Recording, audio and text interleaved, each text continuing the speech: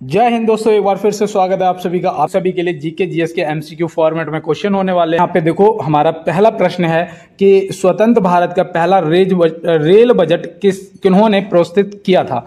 तो स्वतंत्र भारत का पहला जो रेल बजट है वो किन्होंने प्रस्तुत किया था, तो आप यहाँ पे क्या बताएंगे? तो याद रखना, वो आपका सही जवाब जॉन मथाई हो जाएंगे, जो कि ऑप्शन बी में देंगे। तो यहाँ पे ऑप्शन बी आपका बिल्कुल राइट जवाब हो जाएगा। कब किया था ये भी हमें देखो पता होना चाहिए, कि याद रखना 20 नवंबर 1947 को। कब किया था? 20 नवंबर 1947 को। तो ये भी आप ध्यान में रखेंगे। तो इस क्वेश्चन को आप नोट कर लीजिए। और क्लास में देखो यहाँ दिया है, विश्व की सबसे प्राचीन धर्म पुस्तक कौन सी है? तो भैया विश्व की सबसे प्राचीन धर्म पुस्तक पूछी जाएगी तो वो हो जाएगा आपका ऋग्वेद। वेदों की संख्या कितनी है? 4 है। ऋग्वेद और अथर्ववेद और सामवेद और यजुर्वेद, है ना।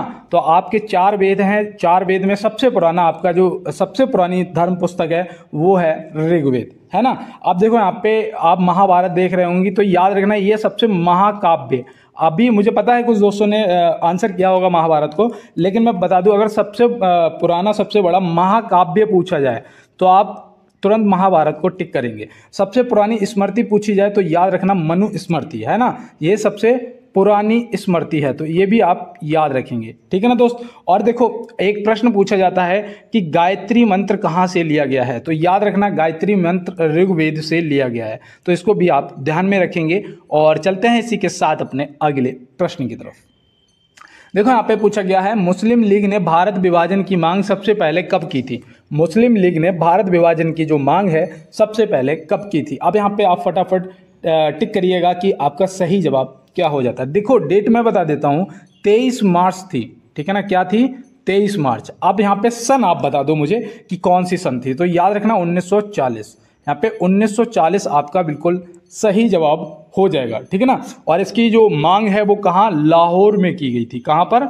लाहौर में। तो ये भी आप ध्यान में रखेंगे, ठीक है ना दोस्त। और यहाँ पे देखो याद रखना कि अगर मुस्लिम लीग की स्थापना पूछी जाए, भाई यहाँ पे मुस्लिम लीग ने भारत विभाजन की बात जो है वो यहाँ पे आपने बताया कि 23 मार्च 1940 को सबसे पहले मांग की थी, है ना। अगर मुस्लिम लीग की स्थापना पूछी जाए तो आप याद रखना ये हुई थी 30 दिसंबर 1906 में। 30 दिसंबर 1906 में हुई थी, तो ये भी आप ध्यान रखेंगे, मुस्लिम लीग की स्थापना।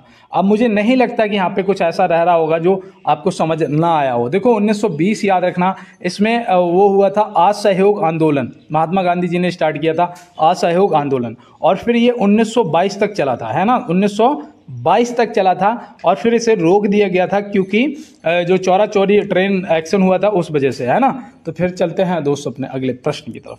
देखो यहाँ पे दिया गया है, हाइड्रोफोबिया नामक बीमारी किस से जुड़ी है? हाइड्रोफोबिया नामक जो बीमारी है वो किस से जुड़ी है? तो आप यहाँ पे क्या बताएंगे? तो यहाँ पे तुरंत टिक कर देना है आपको पानी। देखो याद रखना, हो सकता है ये साइंस का क्वेश्चन पूछ लिया जाए, तो आप टिक कर देना पानी को, आपका सही जवाब हो जाएगा। और चलते हैं इसी के साथ अपने अगले प्रश्न की तरफ। देखो यहाँ पे दिया है, स्टेशन जहाँ रेल लाइन समाप्त होती है उसे कहा जाता है। भैया वो स्टेशन जहाँ से मतलब आगे रेल लाइन नहीं जाती है ना, समाप्त हो जाती है, उसे क्या कहते हैं? तो भैया उसे टर्मिनल या जंक्शन या सेंट्रल क्या कहेंगे? इसमें आपका सही जवाब क्या हो जाएगा? तो याद रखना हो जाएगा आपका टर्मिनल। क्या हो जाएगा? टर्मिनल।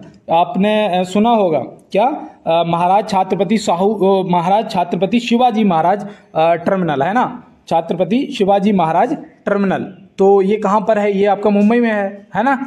आप देखो यहाँ पे एक चीज़ और याद रखना, एक आपका वो है लोकमान्य तिलक टर्मिनल, है ना। और एक आपका हावड़ा है, और हावड़ा टर्मिनल, और एक आपका बांद्रा टर्मिनल है। तो ये आप चारों को याद रखेंगे।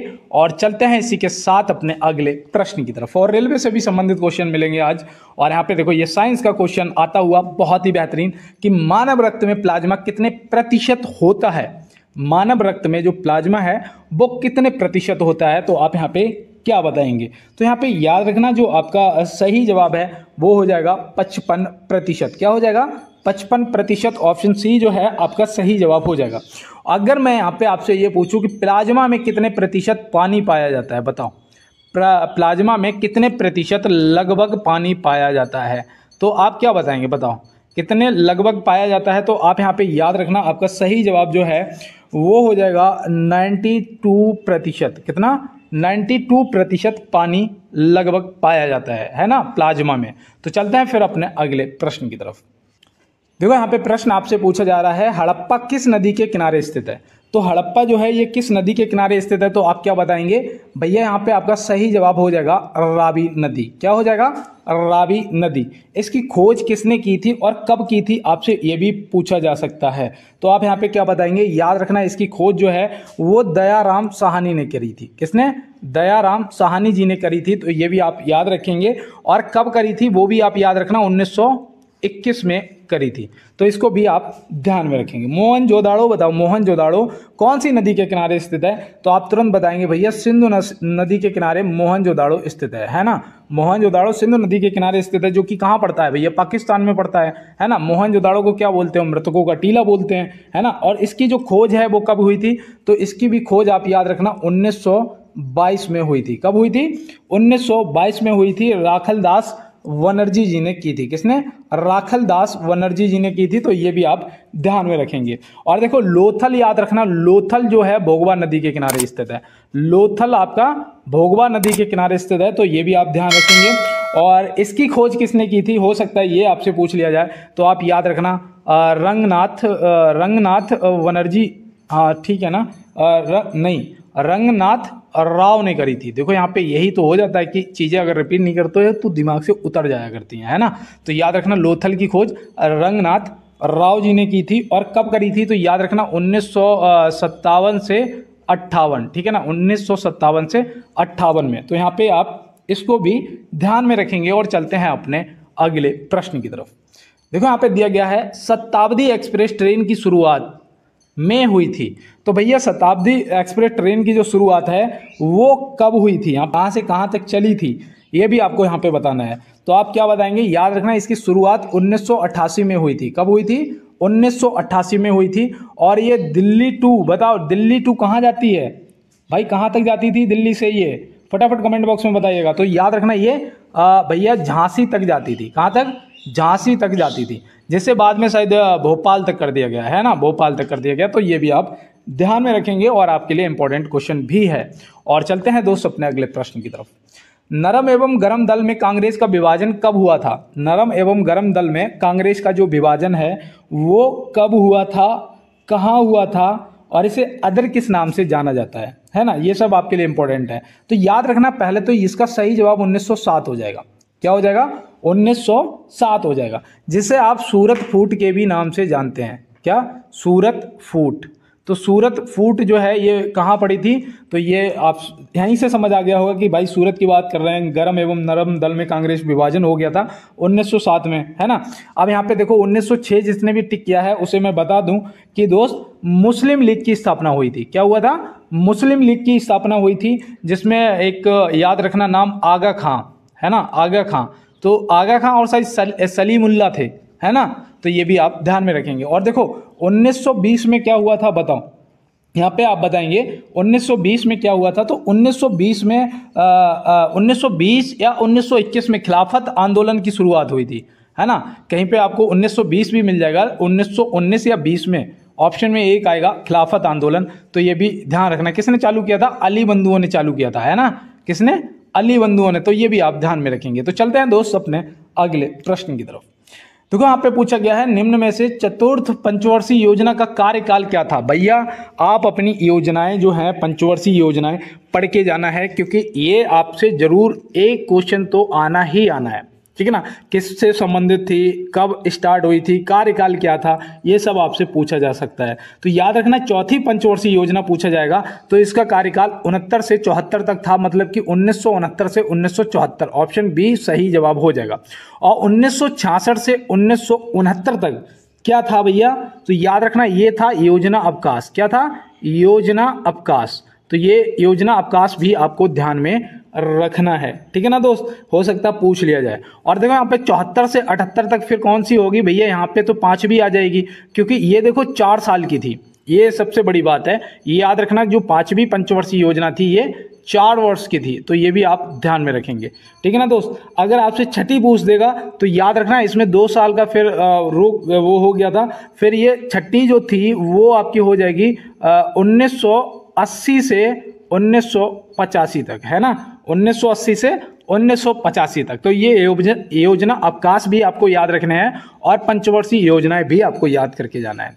देखो यहाँ दिया है वृंदावन एक्सप्रेस किसके बीच चलती है। अब आपको पता होना चाहिए कि वृंदावन एक्सप्रेस जो है किसके बीच चलती है। अब यहाँ पे आप ये गलती करेंगे कि आप देखेंगे कि दिल्ली से वृंदावन या वृंदावन से कोलकाता, इनमें से आप सही जवाब बिल्कुल करेंगे, लेकिन यहाँ पे आपका सही जवाब ऑप्शन सी हो जाएगा, चेन्नई से बेंगलोर। क्या हो जाएगा? चेन्नई से बेंगलोर आपका राइट जवाब हो जाएगा। और दोस्त इसको देखो, आप ध्यान में रखना, और पीडीएफ के लिए मैंने आपको बोल दिया है, आप मुझे बता देना। अगर आप चैनल का पेज खोल के लिंक पर नहीं जा पा रहे हैं तो कोई बात नहीं है, आप मुझे बता देना कमेंट बॉक्स में, मैं लिंक शेयर कर दूंगा। और यहाँ पे दिया है निम्नलिखित में से अदिश राशि नहीं है, इनमें से कौन सी अदिश राशि नहीं है? तो आप क्या बताएंगे? यहाँ पे आपका क्या होगा सही जवाब? तो याद रखना, देखो आपकी जो बल है ये भी आपकी सदिश है ना, जिसमें दिशा हो, ठीक है ना दोस्त। तो याद रखना, जैसे कि यहाँ पे आपकी बल हो जाएगा, आपका बेग हो जाए, भाई किसी दिशा में ही तो बेग लगाओगे ना, कोई चीज ले जाओगे ना, आपका त्वरण हो जाएगा। तो ये भी आप याद रखना, ये सब आपकी सदिश राशियां, आपकी दूरी है, चाल है, कार्य है, और इसके साथ में आपकी वो आ जाता है, द्रव्यमान आ जाता है ना, द्रव्यमान आ जाता है, और आपका कार्य आ जाता है, दाब आ जाता है, और आयतन भी आता है, आयतन भी आ जाता है। कहने का मतलब है इसमें दिशा नहीं होती है ना, इसमें दिशा नहीं होती है। तो ऐसे आप याद रखना, ठीक है ना दोस्त। और अदिश सदिश राशियां पूछी जाती हैं क्योंकि ये आपके लिए इंपॉर्टेंट है, शायद मैं इसीलिए आपको लगभग हर तीसरे चौथे दिन एक बार पूछ लेता हूं। देखो यहाँ पे दिया है निम्न में से प्रेरक का मात्रक एसआई क्या है? निम्न में से प्रेरक का एसआई मात्रक क्या है? तो आप यहाँ पे क्या बताएंगे? फटाफट करो यार जवाब इसका। मुझे नहीं लगता कि कोई भी दोस्त मेरा गलत जवाब करेगा इसका। तो देखो बिल्कुल दोस्त, आपने सही जवाब हेनरी करा है, जो कि ऑप्शन सी में दिया गया है। अगर कोई आपने ऑप्शन टच किया है तो आपको मैं बता दूं, यहाँ पे याद रखना, जो आपका न्यूटन है ये किसका हो जाएगा? ये आपका बल का हो जाएगा, है ना, बल का मात्रक हो जाएगा। वाट जो है, वाट किसका मात्रक होता है बताओ? तो याद रखना, ये भैया आपका शक्ति का मात्रक हो जाएगा। किसका? शक्ति का हो जाएगा। तो ये भी आपको ध्यान में रखना है। अब बताओ यहाँ पे, अगर मैं आपसे विद्युत कूलाम विद्युत आवेश का पूछूं मात्रक, तो क्या बताओगे? कूलाम। क्या बताओगे? कूलाम। तो ये भी आप ध्यान में रखना। देखो मेरे मुंह से निकल गया खुद ही, है ना, यही होता है कि चीजें जब रटने लगती हैं तो फिर हो जाता है ऐसा। और यहाँ पे देखो दिया गया है कि किस ताप पर सेल्सियस और फ़ारेनहाइट समान होते हैं। भैया वो कौन सा ताप है जब सेल्सियस और फ़ारेनहाइट का जो रीडिंग है वो समान होगी? तो याद रखना, ये बहुत ही सिलेक्टेड प्रश्न है, कई बार पूछा जा चुका है। आप यहाँ पे सही जवाब ऑप्शन सी लगाएंगे, -40 डिग्री, ठीक है ना, कितना? -40 डिग्री। तो यहाँ पे आपका सही जवाब ऑप्शन सी हो जाएगा। और चलते हैं इसी के साथ अपने अगले प्रश्न की तरफ। देखो यहाँ पे दिया है निम्नलिखित में से इलेक्ट्रॉन की खोज किसने की थी? निम्नलिखित में से इलेक्ट्रॉन की खोज किसने करी थी? अब यहाँ पे आप टच करिएगा किसको कर रहा है। और देखो ये जरूर बताना कि इलेक्ट्रॉन की खोज कब करी थी। अगर पता है तो आप कमेंट बॉक्स में जरूर बताएंगे, और नहीं तो आप नोट कर लेना, मैं आपको बिल्कुल डिटेल देख के जाऊंगा यहाँ पे। देखो याद रखना, जे थॉमस ने करी थी। कब? किसने करी थी? जे थॉमस ने करी थी। कब करी थी भैया? तो याद रखना, ये 1897 में करी थी। कब? 1897 में। हाँ मैं ठीक बता रहा हूँ बिल्कुल, 1897 में करी थी। जेम्स चैडविक ने किसकी खोज करी थी बताओ? जेम्स चैडविक ने किसकी खोज करी थी? तो याद रखना, इन्होंने न्यूट्रॉन की खोज करी थी। किसकी? न्यूट्रॉन की खोज करी थी। तो ये भी ध्यान रखना। अल्फ्रेड नोबेल ने, तो इनके नाम पे तो नोबेल पुरस्कार दिया जाता है भैया, है ना, इनके नाम पे तो नोबेल पुरस्कार दिया जाता है, जिसकी शुरुआत 1901 में की गई है ना। तो ये तो आप याद रखेंगे। अब इनसे बताओ इन्होंने खोज किसकी करी थी? तो याद रखना, इन्होंने डायनामाइट की खोज करी थी। किसका? डायनामाइट का आविष्कार किया था अल्फ्रेड नोबेल ने, और इनके नाम पे ही 1901 से नोबेल पुरस्कार दिया जाता है। तो ये भी आप ध्यान में रखेंगे। तो चलते हैं फिर अपने अगले प्रश्न की तरफ। कौन सा देश सोशल मीडिया के इस्तेमाल के लिए मिनिमम एज तय करने जा रहा है? भैया ये जरूरी भी है, ये आपका करंट का क्वेश्चन है। देखो तो यहाँ पे देखिए, आपका जो सही जवाब है वो हो जाएगा ऑस्ट्रेलिया। क्या हो जाएगा? ऑस्ट्रेलिया हो जाएगा आपका बिल्कुल राइट जवाब। और चलते हैं दोस्त इसके साथ अपने अगले प्रश्न की तरफ। देखो यहाँ दिया है भारतीय रेलवे के यात्री बोगियों किस स्थान पर बनाई जाती हैं? भैया जो यात्री बोगियां होती हैं ना, वो किस स्थान पे बनाई जाती हैं? इनमें से आपका कौन सा जवाब जो है वो सही जवाब हो जाएगा? अगर आप बिल्कुल डीप में जाके अगर आपको पता है तो आप यहाँ पे सही टिक कर पाएंगे, अदरवाइज नहीं। तो याद रखना पेरम्बूर आपका सही जवाब हो जाएगा। भैया ये कहाँ पर पड़ता है? तो याद रखना ये भैया चेन्नई में पड़ता है। कहाँ पड़ता है? चेन्नई में। मैंने उस दिन आपको एक फैक्ट्री बताई थी ना पहली, कौन सी? इंटीग्रल कोच फैक्ट्री, है ना, इंटीग्रल कोच फैक्ट्री मैंने बताई थी आपको, जिसकी स्थापना भी मैंने आपको बताया था 1955 में हुई थी। कब हुई थी? 1955 में हुई थी। तो इसी फैक्ट्री की बात कर रहे हैं, ये पेरमपुर में है, ठीक है ना दोस्त। और एक और है कहाँ पर भैया, जो कि आपको पता है कपूरथला में। कहाँ पर पड़ता है भैया? पंजाब में पड़ता है। और इसकी स्थापना जो है वो 1986 में की गई थी। कब की गई थी? 1986 में की गई थी। तो इसको भी आप ध्यान में रखेंगे। तो चलते हैं फिर अपने दोस्त अगले प्रश्न की तरफ। भाई को यार थोड़ा सा सपोर्ट कर दीजिएगा। अगर पुराने दोस्त हैं मेरे जो भी, वो तो मुझे प्रॉपर लाइक वाला बटन दबाते ही हैं, इसमें कोई संदेह नहीं है। अगर आप मेरे साथ नए जुड़े हो तो यार एक बार भैया का सपोर्ट करिएगा और लाइक वाला बटन जरूर दबाइएगा, और साथ में चैनल को सब्सक्राइब कर लेना, बेल आइकन को दबा लेना। जैसे ही मैं क्लास अपलोड करूंगा सबसे पहले आपको मिल जाएगी, है ना। और देखो अगर हो सके, अगर मेरी वाकई में आप हेल्प करना चाहते हो तो बस इतनी से हेल्प करना कि यार थोड़ा सा क्लास शेयर कर देना। अगर आपके पास कोई भी ग्रुप है या इंस्टाग्राम, टेलीग्राम, फेसबुक, जहां भी आप कर सकते हैं तो यार थोड़ा सा शेयर कर देना, है ना। देखो दिया गया है कि भारत में पहली पैरा बैडमिंटन अकेडमी की स्थापना कहाँ हुई थी? तो भैया भारत में पहली पैरा बैडमिंटन अकेडमी की जो स्थापना है ये कहाँ पर हुई थी? तो याद रखना ये हुई थी लखनऊ में। कहाँ पर? लखनऊ में हुई थी। बताओ गोमती नदी के किनारे कौन सा शहर स्थित है? ये आप कमेंट बॉक्स में बताना, क्योंकि ये मैं आपको बहुत बार बता चुका हूँ। देखो दिल्ली जो है ये यमुना के किनारे है ना, और आपका जो कानपुर है ये गंगा के किनारे है ना। अब आप मुझे बताएंगे कि लखनऊ कौन सी नदी के किनारे स्थित है? ये भी प्रश्न आपसे पूछ लिए जाते हैं। और देखो यहाँ पे दिया है निम्न में से कोलेरू झील किस राज्य में स्थित है? तो भैया कोलेरू झील जो है ये किस राज्य में स्थित है? तो आप यहाँ पे क्या बताएंगे? तो यहाँ पे आपका जो सही जवाब है वो होना चाहिए आंध्र प्रदेश। और आंध्र प्रदेश से याद रखना कि भाषा के आधार पर बनने वाला पहला राज्य था, जो कि 1953 में बना था, है ना। भाषा के आधार पर बनने वाला पहला राज्य आंध्र प्रदेश था। और यहाँ पे सबसे ज्यादा तंबाकू की खेती की जाती है, ये भी आप याद रखना। और कोलेरू झील जो है इसका सही जवाब आपका आंध्र प्रदेश हो जाएगा। तो ये भी आप याद रखेंगे, ठीक है ना दोस्त। कोई दिक्कत आ रही हो तो आप मुझे फटाफट बताइएगा। और देखो महाराष्ट्र में याद रखना, महाराष्ट्र से भी लोनार झील, कौन सी?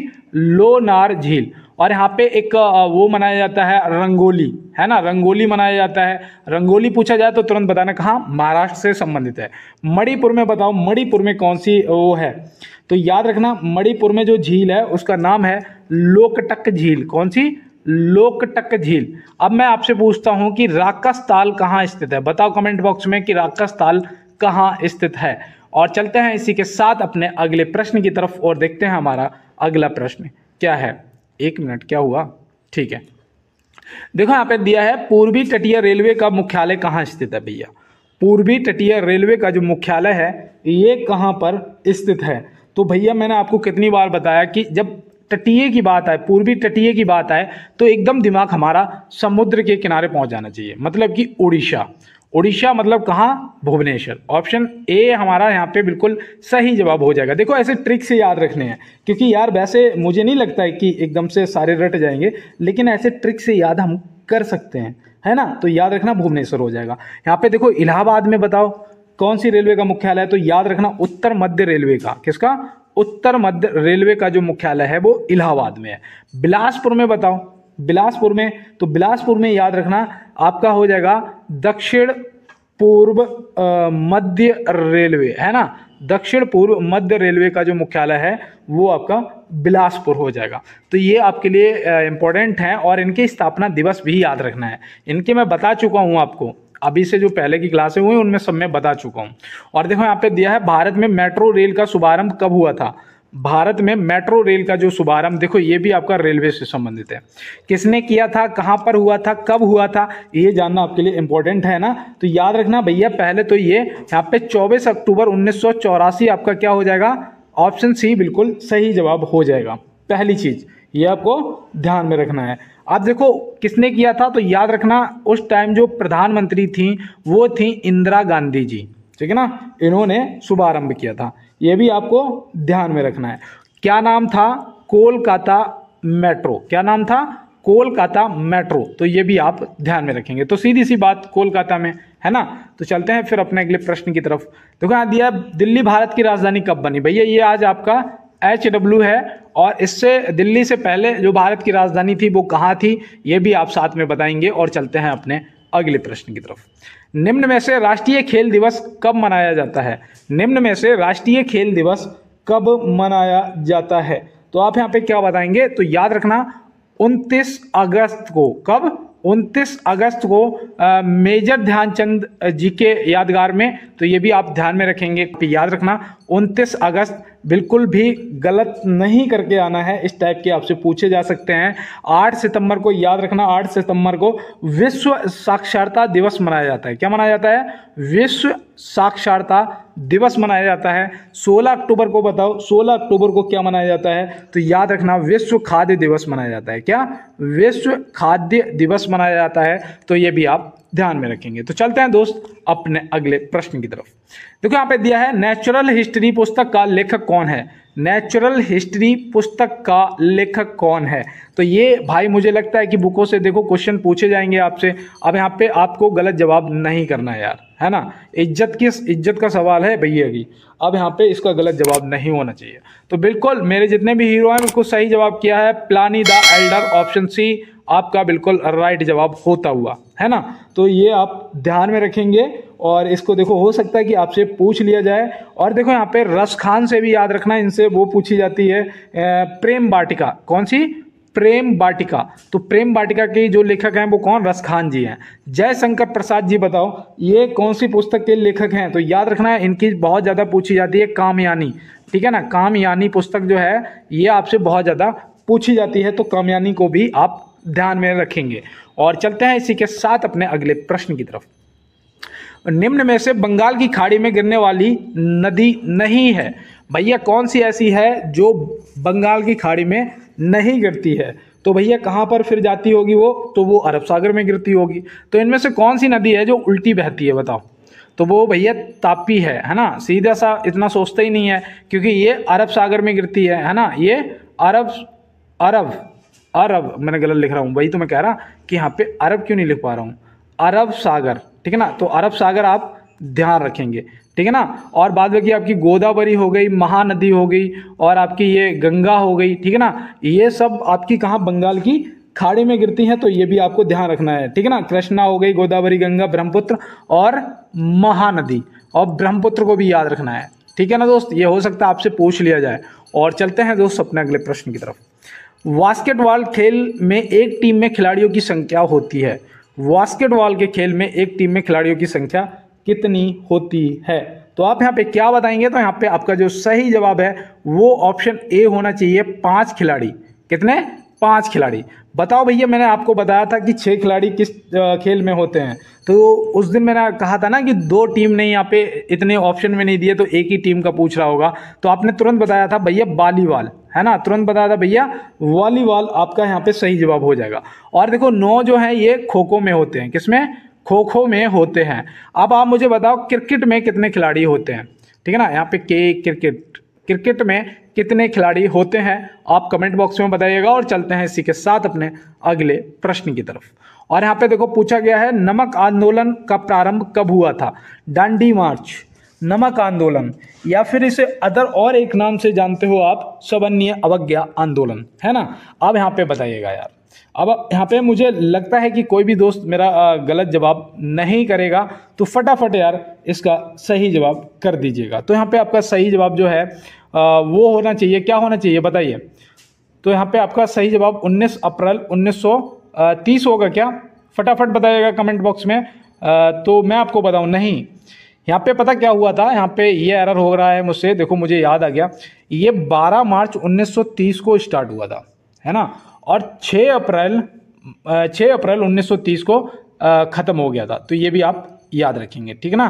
तो 12 मार्च 1930 को स्टार्ट हुआ था और 6 अप्रैल 1930 को समाप्त कर दिया गया था। तो ये भी आप याद रखेंगे और नाम भी याद रखना, सर्वज्ञ अवज्ञा आंदोलन, ठीक है ना। और देखो दोस्त, मैं यहाँ पे आपको और बताऊं, आपसे पूछा जा सकता है अहमदाबाद मिल आंदोलन, है ना, अहमदाबाद मिल आंदोलन भी आपसे पूछा जा सकता है। तो ये याद रखना, ये स्टार्ट हुआ था 1918 में, ठीक है ना, अहमदाबाद मिल आंदोलन।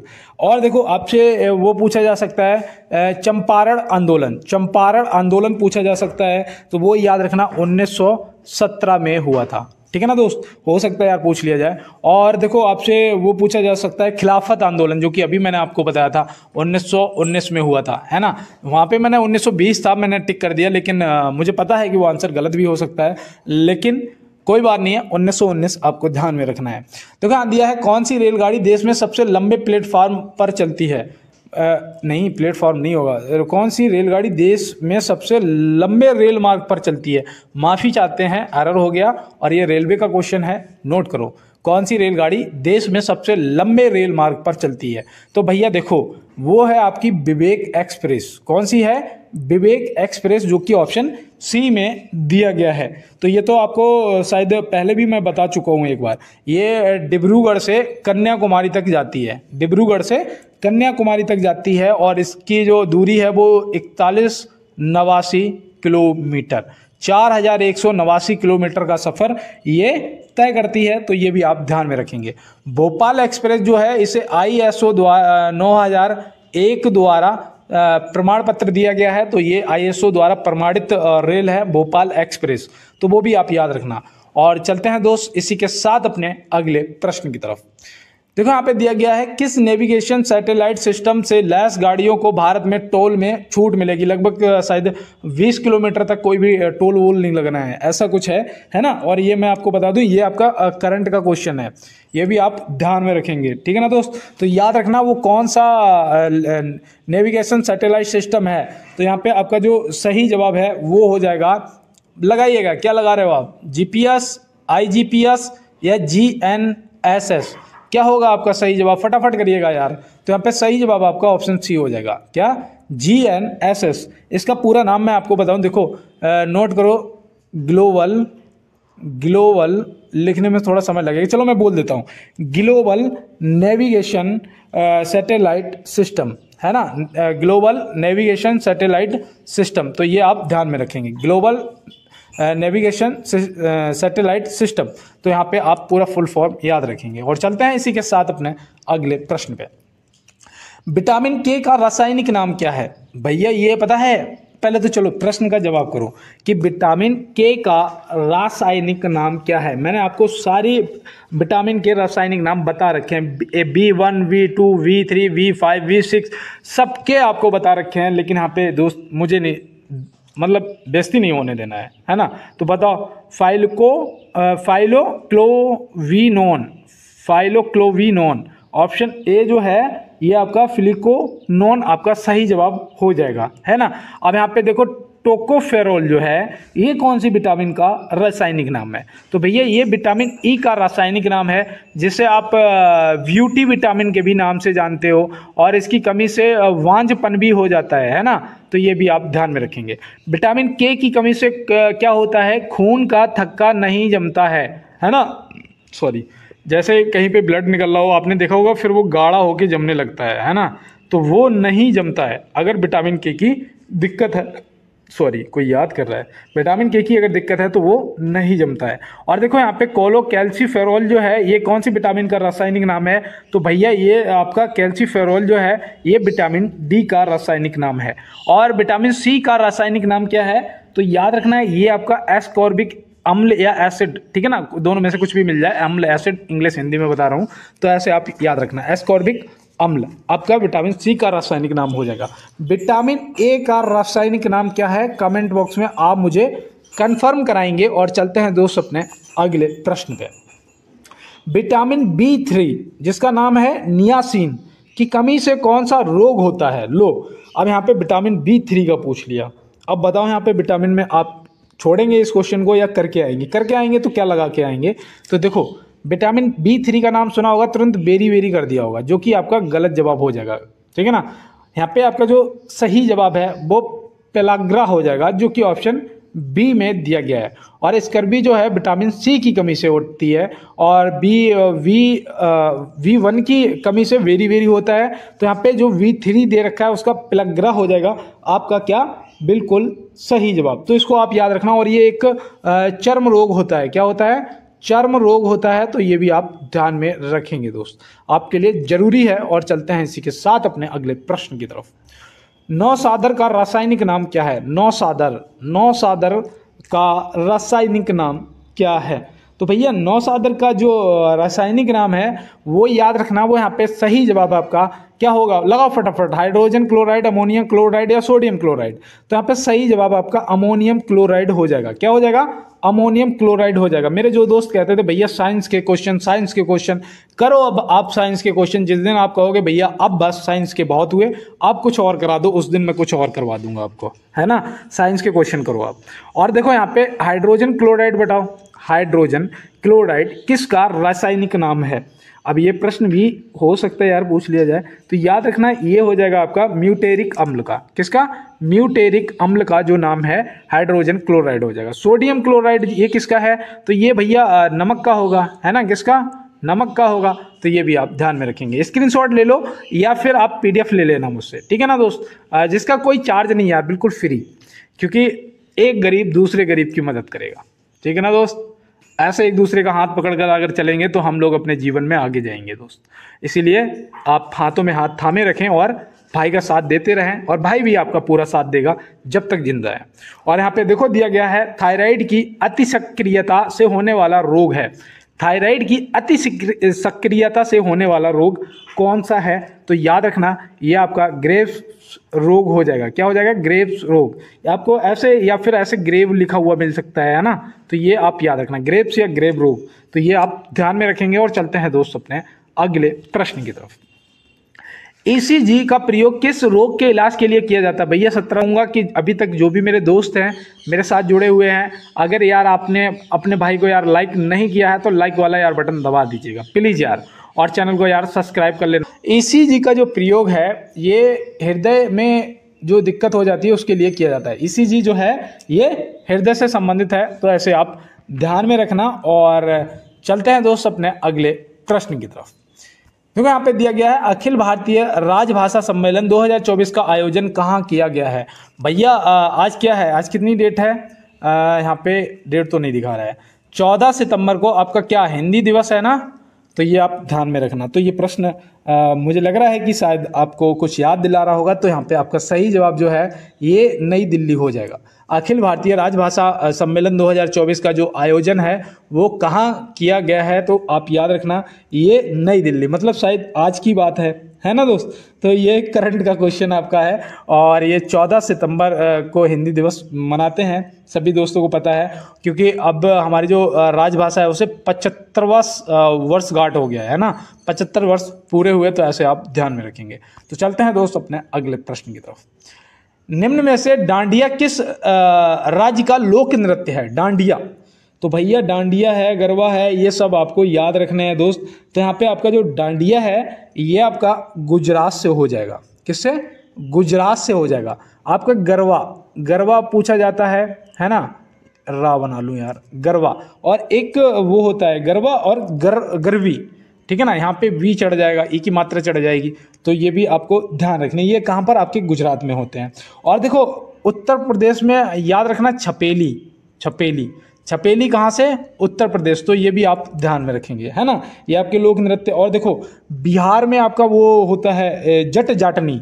कौन सा? जट जाटनी। तो ये भी आप ध्यान में रखेंगे। जट जाटनी जो है ये आपका बिहार से संबंधित है। और देखो एक आपसे वो पूछा जाता है कजरी, बताओ कजरी किस राज्य से संबंधित है? तो भैया ये भी आपका उत्तर प्रदेश हो जाएगा, यूपी हो जाएगा, है ना। कजरी भी आपको क्या ध्यान में रखना है। और यहाँ पे आप बताओ, अच्छा यक्षगान बताओ, यक्षगान। तो यक्षगान कौन से राज्य से संबंधित है? तो यक्षगान भैया कर्नाटक हो जाएगा। हाँ बिल्कुल दोस्त, कर्नाटक आपका सही जवाब हो जाएगा, है ना। कोई दिक्कत आए तो यार तुरंत मुझे बताओ। और चलते हैं फिर अपने अगले प्रश्न की तरफ। देखो यहाँ पे दिया गया है प्रश्न आपका कि सौर मंडल का सबसे नजदीक तारा कौन सा है? सौरमंडल का सबसे नज़दीक तारा कौन सा है? तो भैया देखो यहाँ पे थोड़ा सोच समझ के आंसर करना है यार, गलत मत करना प्लीज़ यार बाबू। जो भी मेरे दोस्त हैं, मेरे छोटे बड़े भाई बहन हैं, आपसे मेरी हाथ जोड़ के रिक्वेस्ट है कि प्लीज़ इसका जो आंसर है वो गलत नहीं करना है। तो यहाँ पे आपका सही जवाब प्रॉक्सिमा सेंटोरी हो जाएगा। क्या हो जाएगा? प्रॉक्सिमा सेंटोरी आपका सही जवाब हो जाएगा। देखो ये इंपॉर्टेंट चीज़ें हैं, आपको यार पता होना चाहिए, है ना। अगर आपने साइरस को टिक किया था तो यहाँ पे आपको पता है साइरस के बारे में, ये सबसे चमकीला तारा है। क्या? सबसे चमकीला तारा जो है ये आपका साइरस है, ठीक है ना दोस्त। और यहाँ पे पूछा गया है सौरमंडल का सबसे नज़दीक तारा कौन सा है, तो वो आपका प्रॉक्सिमा सेंटोरी है ना। यहाँ पे शुक्र ग्रह जो आपका, यहाँ पे ये देखो शुक्र जो है ये क्या है, तो ये भैया हमारा ग्रह है ना। इसे भोर का तारा बोलते हैं, भोर का तारा, इसीलिए मैंने बताया कि इसे तारा बोलते हैं, है ना। ये ग्रह तो है ही, लेकिन इसे भोर का तारा, सांझ का तारा, पृथ्वी की जुड़वा बहन, ये सब बोलते हैं दोस्त। तो ये आप ध्यान में रखेंगे। और देखो यहाँ पे दिया गया है स्ट्राम्बोली ज्वालामुखी किस देश में स्थित है। स्ट्राम्बोली ज्वालामुखी जो है वो किस देश में स्थित है, तो आप यहाँ पे क्या बताएंगे? तो याद रखना, देखो यार इसका भी जवाब बिल्कुल सही करना आपको है। आप नोट करते चलो, इटली। क्या हो जाएगा? इटली। ऑप्शन सी जो है आपका बिल्कुल सही जवाब हो जाएगा। तो मैं उम्मीद करता हूँ आपने इसको नोट कर लिया होगा। अब यहाँ से एक मैं आपको और बता देता हूँ, याद करो एटेना। एटेना जो है ज्वालामुखी, ये भी तो आपकी यहीं पे है, इटली में, है ना। कनाडा में बताओ भैया, कनाडा में कौन सी ज्वालामुखी है? तो याद रखना माउंट रैजल। मैंने उस दिन आपको बताया था ना माउंट रैजल, तो माउंट रैजल जो है ये कनाडा में। इक्वाडोर में बताओ, इक्वाडोर में तो विश्व की सबसे ऊंची ज्वालामुखी है। अब नाम तुरंत आपको याद आ जाएगा कि भैया किसकी बात कर रहे हैं, कोटोपैक्सी की। किसकी? कोटोपैक्सी की। यहाँ पे लिख देता हूँ, चलो कोटोपैक्सी, है ना। और देखो एक यहाँ पे और भी है, कोटोपैक्सी के अलावा अगर आपको याद आ रहा हो तो बताओ। तो नहीं, चिम्बोरजी, चिम्बोरजी, है ना, चिम्बोरजी करके है, तो वो भी आप ध्यान में रखेंगे। तो चलते हैं फिर अपने अगले प्रश्न की तरफ।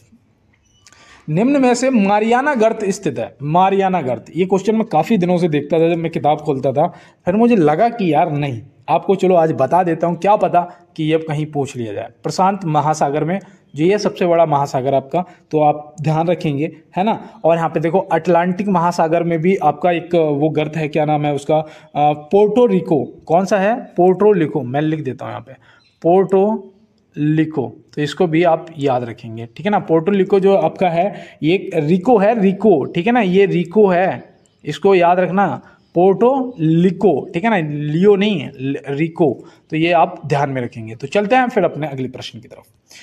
संघ लोक क्या था? संघ लोक सेवा आयोग के सदस्यों की संख्या को निर्धारित करने की शक्ति किसको प्राप्त है?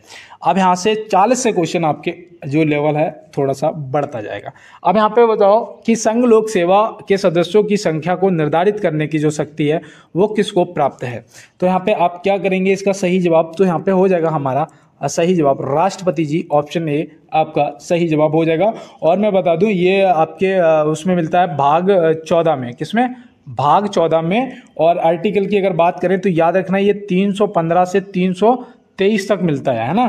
315 से 323 में एक संघीय लोक आयोग या फिर राज्य लोक सेवा का गठन दिया गया है। तो आप वहां से इस चीज को ध्यान में रखेंगे, ठीक है ना, संघ लोक सेवा और राज्य लोक सेवा, तो ऐसे आप ध्यान में रखेंगे। तो चलते हैं फिर अपने अगले प्रश्न की तरफ।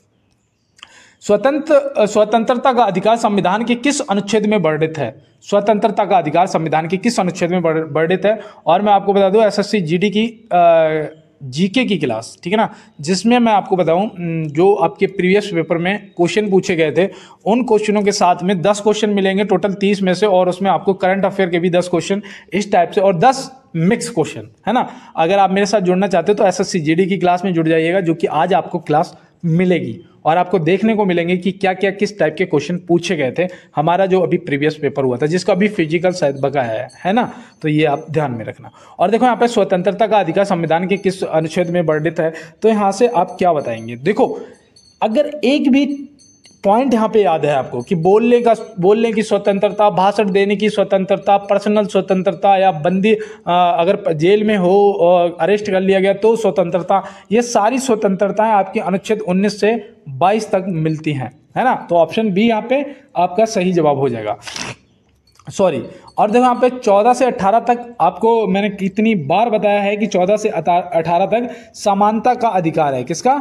समानता का अधिकार है, तो ये भी आप ध्यान में रखेंगे। और अनुच्छेद 25 से 28 तक धर्म से संबंधित है। लेकिन स्वतंत्रता का अधिकार संविधान के किस अनुच्छेद में है? तो ऑप्शन बी जो है आपका सही जवाब हो जाएगा। और ये समानता जो है, समानता का अधिकार, ये आपके अनुच्छेद 14 से 18 और धर्म का आपका 25 से 28 तक हो जाएगा।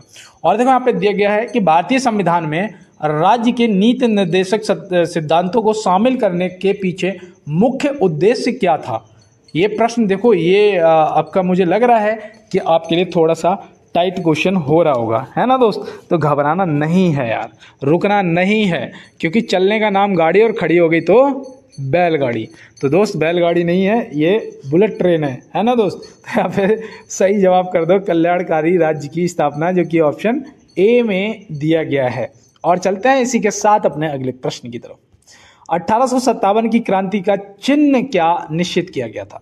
भाई 1857 की क्रांति से मैं आपको रोज 1 से 2 क्वेश्चन करवाता हूँ, शायद इसी उम्मीद से कि आने वाले टाइम में जब आपसे पूछे जाएंगे तो वहाँ पे आपको सोचना नहीं, सीधा लगाना है कमल और रोटी। ऑप्शन सी यहाँ पे सही जवाब है ना, कमल और चपाती या रोटी।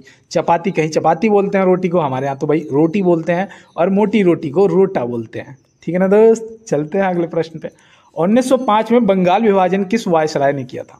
1905 में बंगाल विभाजन किस वायसराय ने किया था? इन लोगों ने तो बांट दिया था। यहाँ पे सही जवाब है लॉर्ड कर्जन। ऑप्शन ए जो है सही जवाब आपका हो जाएगा।